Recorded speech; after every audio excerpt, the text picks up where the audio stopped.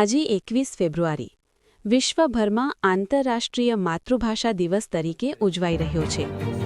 ભાષા માત્ર સંવાદનું સાધન નથી, પરંતુ એ આપણા સંસ્કાર, ઓળખ અને પરંપરાનો આધાર છે।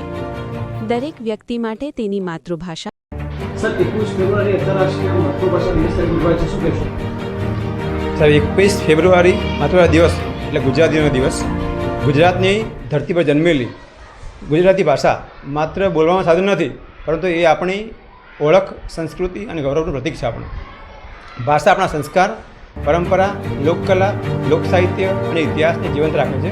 આપણા તહેવારો, લોકગીત અને કહેવતોમાં ગુજરાતી ભાષાની મીઠાશ ઝળહળી ઉઠે છે। ગુજરાતી ભાષા આપણા હૃદયની ભાષા છે અને પ્રેમ કરવો, બોલવી અને આગળની પેઢી સુધી લંબાવવી અને પહોંચાડવી એ આપણી નૈતિક ફરજ છે। એટલે જ કહેવાય છે કે જ્યાં જ્યાં વસે ગુજરાતી ત્યાં ત્યાં સદાકાળ ગુજરાત। ભાષા તો બધી જ ન્યારી, પણ માતૃભાષા લાગે અતિ પ્યારી। જય જય ગરવી ગુજરાત।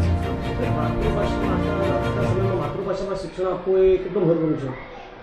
માતૃભાષા એ માતાની ભાષા છે, એટલે માતૃભાષાનું શિક્ષણ જ શ્રેષ્ઠ કહેવાય છે। અને બાળકોને માતૃભાષામાં ભણાવવા જોઈએ, એમાંથીની વિચારશક્તિ અને આત્મવિશ્વાસ બે કેળવાય છે। સર, આપ એક આચાર્ય છો, આપણી શાળામાં કોઈ માતૃભાષા લઈને કાર્યક્રમ યોજાય છે?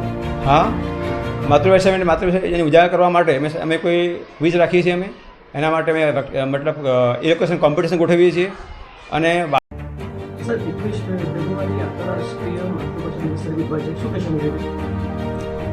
21 ફેબ્રુઆરી એટલે આંતરરાષ્ટ્રીય માતૃભાષા દિવસ। યુનેસ્કોએ આ સુંદર દિવસ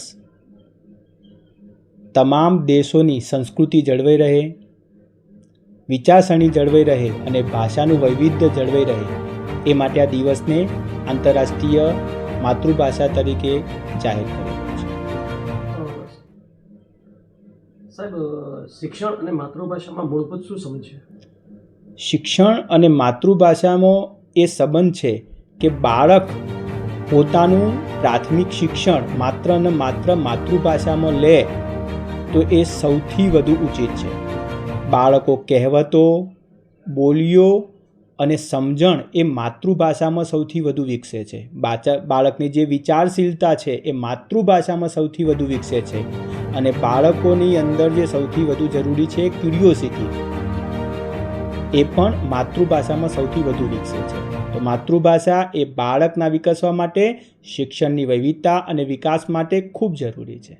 સાહેબ, આજના દોરમાં વાલીઓનું ઇંગ્લિશ પ્રત્યે વલણ વધી રહ્યું છે, તો આગામી સમયમાં માતૃભાષાનું શું ભવિષ્ય છે?